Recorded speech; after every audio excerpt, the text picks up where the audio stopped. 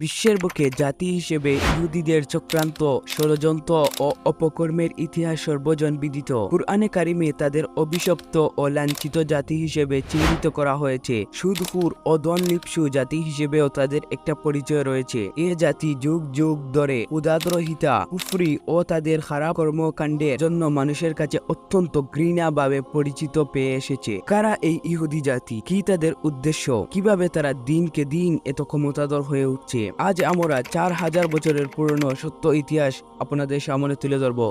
চলুন শুরু করা যাক। ইহুদি ধর্মের শুরু হয় হযরত ইব্রাহিম আলাইহিস সালামের হাত ধরে, যাকে খ্রিস্টান এবং মুসলিমরা তাদের পয়গাম্বর হিসেবে মনে করেন। কারণ পরে ইহুদি ধর্ম থেকে খ্রিস্টান ধর্ম প্রতিষ্ঠা হয়, আর এজন্যই এই সকল ধর্মের লোকেরা ইব্রাহিম আলাইহিস সালামকে সৃষ্টিকর্তার দূত বলে থাকে। পয়গাম্বর ইব্রাহিম আলাইহিস সালামের ছেলের নাম ছিল ইসহাক, যাকে খ্রিস্টান ও ইহুদিরা ডাকেন আইজ্যাক। তার নাতির নাম ছিল ইয়াকুব আলাইহিস সালাম। ইয়াকুব আলাইহিস সালাম, যাকে জেকুব নামে ডাকেন। ইয়াকুব আলাইহিস সালামের আরেক নাম ছিল ইসরাইল। তার 12 জন ছেলে এবং 1 জন মেয়ে ছিল। ইয়াকুব আলাইহিস সালামের 12 ছেলে আলাদা আলাদা 12টি কাবিলা বানিয়েছিল, যারা পরে একত্রিত হয়ে ইসরাইল নামের একটি রাষ্ট্র বানিয়েছিল। ইয়াকুব এর এক ছেলের নাম ছিল ইয়াহুদা। তার পরবর্তী বংশধরকেই ইয়াহুদি বলা হয়। আল্লাহ ইয়াহুদিদের উপর স্থায়ীভাবে লাঞ্ছনা, অপমান ও নির্যাতন নির্ধারিত করে দিয়েছেন। যুগে যুগে ইতিহাসের বিভিন্ন অধ্যায়ে তাদের লাঞ্ছিত ও অপমানিত করেছেন। মিশরের ফেরাউন শাইশাক জেরুজালেম দখল করে এবং ইহুদিদের তাড়িয়ে দেয়। তারপর বেবিলনের রাজা বখতেনসব জেরুজালেম দখল করে ইহুদিদের বন্দী করে নিয়ে আসে এবং তাদের দাস বানিয়ে রাখে।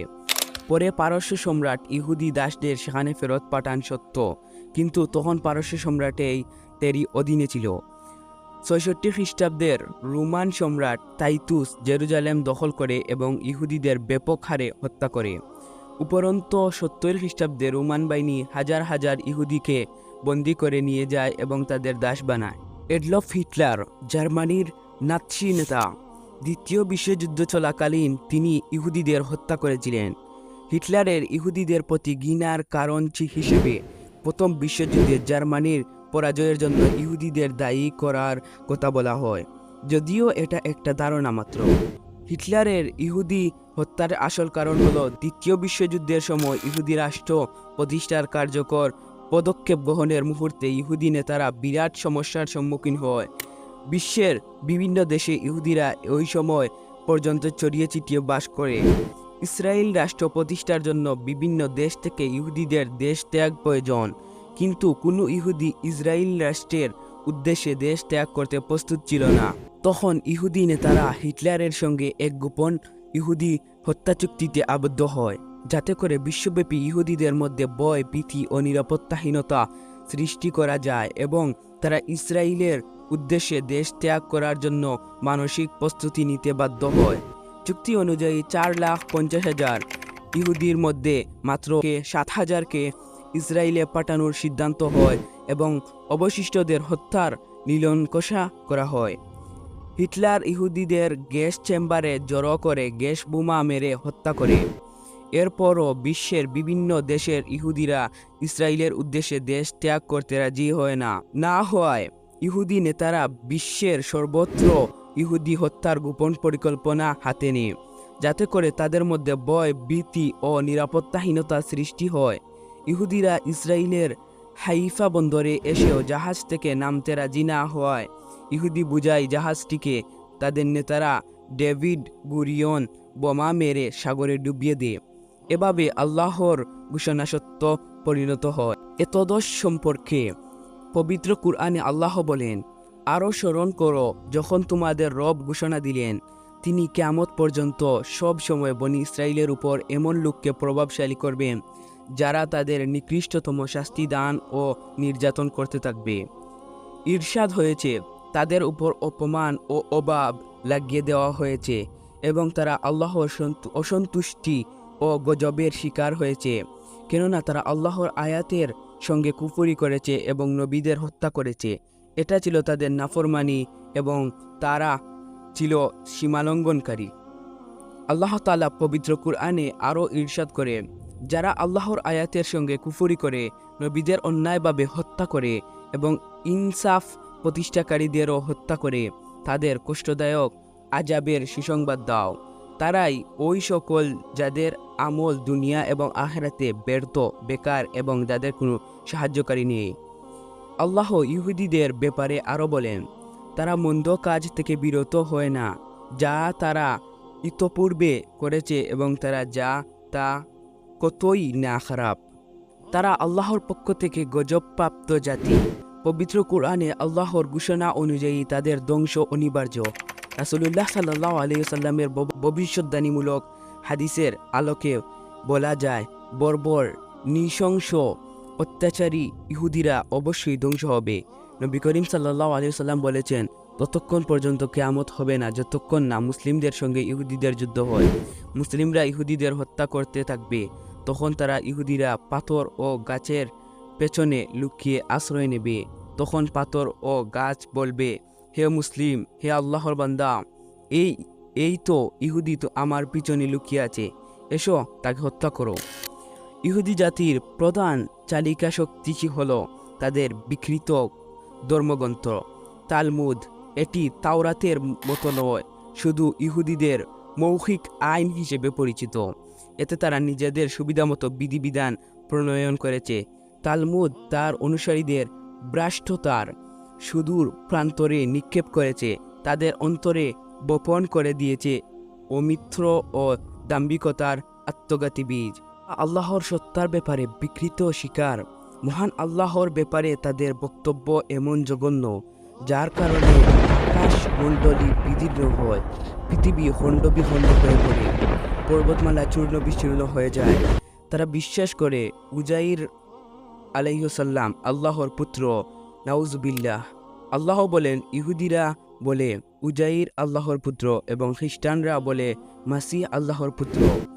আজ অবধি তাদের চরিত্র এতটুকু পরিবর্তন আসেনি, তারা যেমন ছিল তেমনই আছে।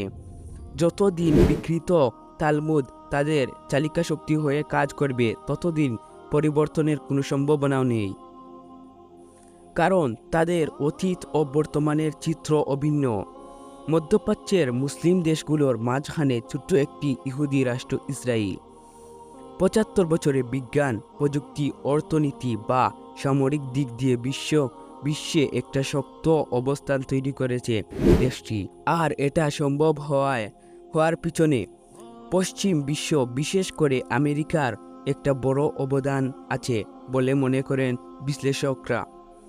মধ্যপ্রাচ্যের অঞ্চলের অন্যতম পরমাণু শক্তিধর দেশ ইসরায়েল। তারাই একমাত্র দেশ যারা শুধুমাত্র ধর্মের ভিত্তিতে সরাসরি নাগরিকত্ব দেয়, সেটা পৃথিবীর যে প্রান্তেরই ইহুদি হোক না কেন। ইসরায়েলের এতটা শক্তির পেছনে পশ্চিমা বিশ্ব, বিশেষ করে আমেরিকার একটা বড় অবদান আছে বলে মনে করেন বিশ্লেষকরা। দ্বিতীয় বিশ্বযুদ্ধের পর থেকে আমেরিকার বৈদেশিক সহায়তার সবচেয়ে বড় অংশ পেয়ে আসছে ইসরায়েল। তবে ইহুদিদের জন্য নিজস্ব একটি ভূখণ্ড থাকার বিষয়টি প্রাথমিকভাবে এসেছিল ব্রিটিশ সরকারের তরফ থেকেই। তখন বিশ্বের বিভিন্ন দেশ থেকে ইহুদিরা দলে দলে ফিলিস্তিনের ভূখণ্ডে আসতে থাকে। এ নিয়ে আরব ও ইহুদিদের দ্বন্দ্বও বাড়তে থাকে। ফিলিস্তিন ভূখণ্ডে তখন মুসলিম ছাড়াও খ্রিস্টানের বসবাস ছিল। ইহুদিদের বসতি গড়ে তোলার প্রেক্ষাপটে আরবরা বিক্ষুব্ধ হয়ে ওঠে। এই বিক্ষোভ দমনে ব্রিটেন নির্যাতন ও চালায় আরবদের উপর। পরবর্তীতে ইসরায়েল রাষ্ট্র ঘোষণার পর প্রত্যক্ষ বা পরোক্ষভাবে নানাভাবে তাদের সাথে ছিল ফ্রান্স ও ব্রিটেন। অন্যদিকে যুক্তরাষ্ট্র ছিল সেই দেশ যারা ইসরায়েলকে প্রথম স্বীকৃতি দেয়। ইসরায়েল রাষ্ট্র যেদিন প্রতিষ্ঠা হয় ঠিক সেদিনই স্বীকৃতি দিয়েছিল আমেরিকা। ইসরায়েলের জন্মই হয়েছে মূলত পরাশক্তিদের বিশাল সমর্থনে, যে দেশটির ক্ষমতায়নে একটি বড় ভূমিকা রয়েছে। ইসরায়েলের প্রতিবেশী মিশর, জর্ডান, লেবানন, সিরিয়া, ফিলিস্তিন সব কয়টি দেশ শত্রু হওয়া সত্ত্বেও ঠেকানো যায়নি ইসরায়েলের উত্থান। প্রতিবেশীদের সাথে 3টি পুরোদমে যুদ্ধ এবং আরও বেশ কয়েকটি ছোটোখাটো যুদ্ধ করছে ইসরায়েল। তবে ইসরায়েলের সামরিক ও প্রযুক্তিগত আধিপত্য পশ্চিমাদের কারণেই সম্ভব হয়েছে। যেমন ইরানের প্রযুক্তিগত বিকাশ ঘটেছে আমেরিকার বিপরীতে, আর ইসরায়েলের বিকাশ হয়েছে আমেরিকার হাত ধরে। যুক্তরাষ্ট্রের কংগ্রেশনাল রিসার্চ সার্ভিস এর রিপোর্ট বলছে, ইসরায়েলের প্রযুক্তি অত্যাধুনিক করতে প্রভাব রেখেছে আমেরিকা। 2023 অর্থ বছরে যৌথ সামরিক প্রকল্পে 52 কোটি মার্কিন ডলারের অনুমোদন দিয়েছে মার্কিন কংগ্রেস, যার মাঝে 50 কোটি শুধু মিসাইল তৈরি খাতের জন্য। আরব দেশগুলোর মাঝখানে টিকে থাকতে রাষ্ট্র হিসেবে ইসরায়েল শুরু থেকেই চেয়েছে সামরিকভাবে শক্তিশালী হতে। 60-এর দশক থেকেই পরমাণু শক্তিধর হয়ে ওঠে ইসরায়েল তাদের পারমাণবিক কর্মসূচি নিয়ে বেশ গোপনে এগিয়েছে।